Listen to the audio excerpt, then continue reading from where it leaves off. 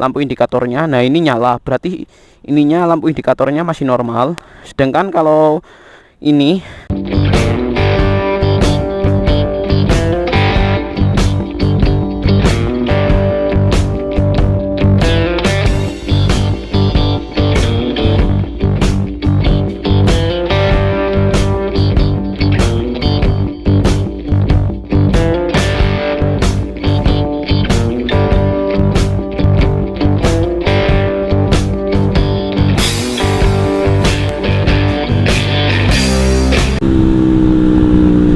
yo Mas Bro dan Mbak Bro semuanya, balik lagi bersama saya di Anwar Musyair Motovlog. Mak ketebusa karepmu Mas Bro atau Mbak Bro ya.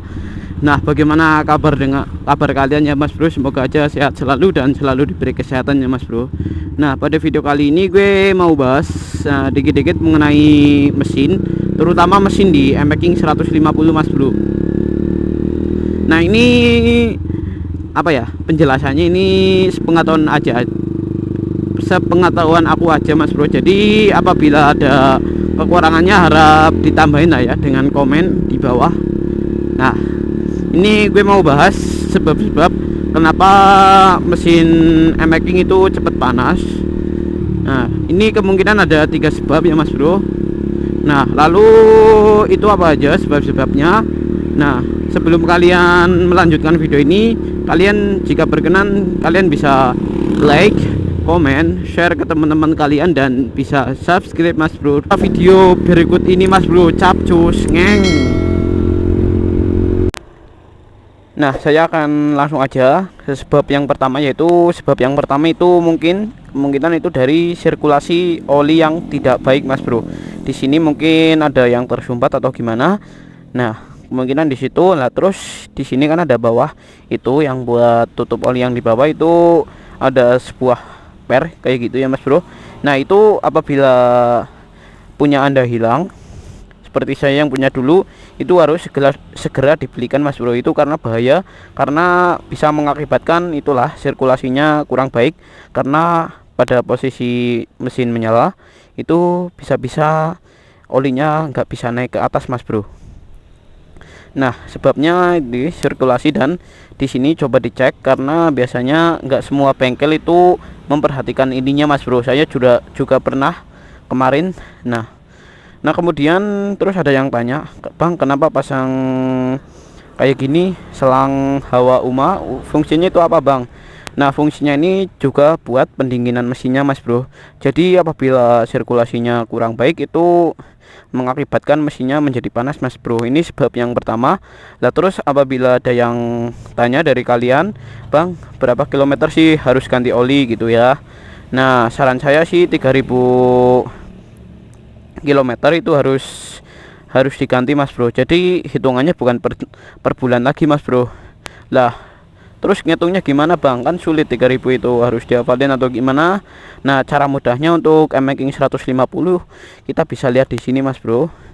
Ini di sini di tulisan yang ready tadi, kita cari yang trip 1. Trip 1 ini juga buat bisa menghitung jarak oli yang ditempuh setelah pergantian oli dari oli yang sebelumnya ke yang berikutnya Mas Bro di sini. Jadi nggak pusing-pusing kita untuk menghitungnya Mas Bro.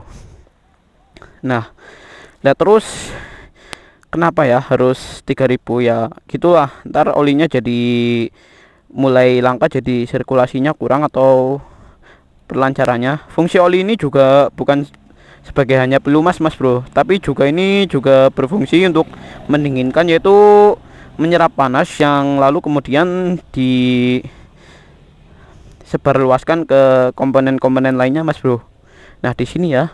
Nah, ini sebab yang pertama Mas Bro. Nah, lalu kita menuju sebab yang kedua. Nah, sebab yang kedua ini Bentar. Ini ada chat.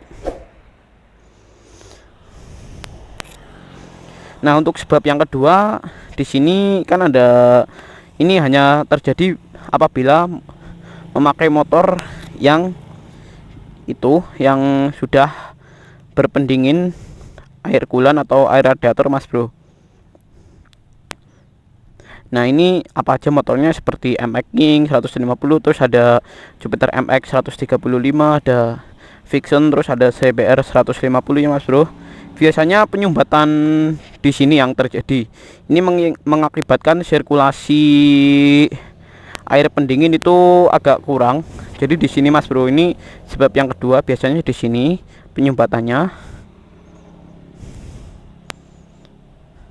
Biasanya penyumbatan ini juga sulit untuk terdeteksi mas bro, karena terletak di saluran serta biasanya tidak menunjukkan tanda secara visual mas bro. Tapi jika mesin Anda tiba-tiba panas dan tercium pula bau sangit kayak gitu ya mas bro, kemungkinan di sini ada yang ganjel atau tersumbat di sini. Terus juga ini kan dari botol radiatornya ini ke pendinginnya di sini mas bro ya. Nah untuk di sini kita juga bisa cek bagian sininya mas bro, bagian radiator yang tempat botolnya di sini. Aduh, di sini mas bro, kita bisa lihat ya. Di sini itu harus dicek semuanya mas bro, terutama selang ini yang dari bawah botol radiatornya mas bro. Nah oh ya saya lupa bang, lalu bagaimana tutorial dan cara ganti olinya mas bro? Nah di sini saya akan jelaskan. Saya sudah membuat tutorial ganti oli itu 2 kali. Jadi kali ini gue mau ini menyebutkan aja sebab-sebabnya dan cara mengatasinya. Linknya udah ada di deskripsi nanti di bawah mas bro. Nah kita lanjut aja ke sesi yang kedua, itu sebabnya itu air kulanya. Lah terus kan ada yang biasanya sering ada yang tanya di komenan pas tutorial ganti radiator, bang harus berapa kilometer sih bang, atau berapa bulan sekali? Nah menurut aku itu enggak perlu hitungan bulan mas bro. Jadi hitungannya itu menurut jarak yang ditempuh aja mas bro. Jadi kitaran maksimal 9.000 sampai 10.000 km itu harus wajib diganti air kulanya agar bisa tidak kepanasan mas bro ya. Ini harus diganti setiap itu 9.000 sampai 10.000, itu nggak boleh telat mas bro, karena telat ya gitulah mesin Anda ini panas kayak gini. Nah untuk sebab yang ketiga yaitu, nah kita lanjut lagi mas bro. Nah setelah penyebab 1 dan 2 kita menuju penyebab yang nomor 3. Nah itu penyebab nomor 3 biasanya kipas pendinginnya di sini ini rusak mas bro. Di sini ini sebab yang motor menggunakan pendingin dengan air radiator ya mas bro. Nah sebangsa Vixen dan kawan-kawannya mas bro. Nah ini biasanya di sini sering rusak, punyaku juga rusak mas bro. Jadi ini agak lumayan panas, tapi dengan masalah oli dan radiator saya alhamdulillah teratur mas bro. Nah bagaimana untuk pengecekan kipas ini mas bro, jalan atau tidaknya? Nah kemudian saya mau ambilkan korek dulu mas bro.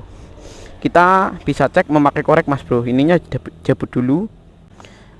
Nah sebab yang ketiga kita ambil korek sini 1 batang. Nah kemudian kita on-kan dulu kontaknya mas bro di situ. Kemudian ketika sudah, kita apinya agak dibesarin dikit mas bro. Jadi bakarnya di sininya mas bro nih, bakar aja. Nah jangan sampai terkena plastiknya mas bro. Nah gini, bakar aja dikit aja doang. Nah kemudian kita cek aja bagian sininya, lampu indikatornya. Nah ini nyala, berarti ininya lampu indikatornya masih normal. Sedangkan kalau ini, kalau sudah dibakar ini harusnya nyala kipasnya. Jadi punyaku kipasnya rusak mas bro, jadi agak kurang gimana gitu mas bro. Nah ketika sudah tadi ini kipas aku mati ya mas bro, jadi itu lampu indikatornya aja yang masih normal, ini kipasnya udah nggak normal lagi. Nah demikianlah saya bahas mengenai cara-caranya. Oh ya lupa ini. Nah lalu bagaimana cara menguras dan mengganti radiatornya? Linknya ada di deskripsi mas bro, itu sudah saya buatkan sebelum-belumnya. Nah itu tutorial adalah tutorial full, jadi menguras sekalian, nggak cuma jok radiator, tapi itu dikuras semuanya mas bro. Jadi itu benar-benar bersih. Jadi radiator yang lama itu enggak ada yang sisa-sisanya mas bro ya. Demikianlah ini saya penjelasan dari saya. Apabila ada kesalahan dan kekurangannya, saya mohon maaf dan harap dimaklumi karena saya lagi tahap belajar Mas Bro ya, gitu. Nah, dari kalian yang suka video ini, kalian bisa like video ini, dan jika berkenan kalian bisa share ke teman-teman kalian. Terus kalian juga bisa subscribe Mas Bro.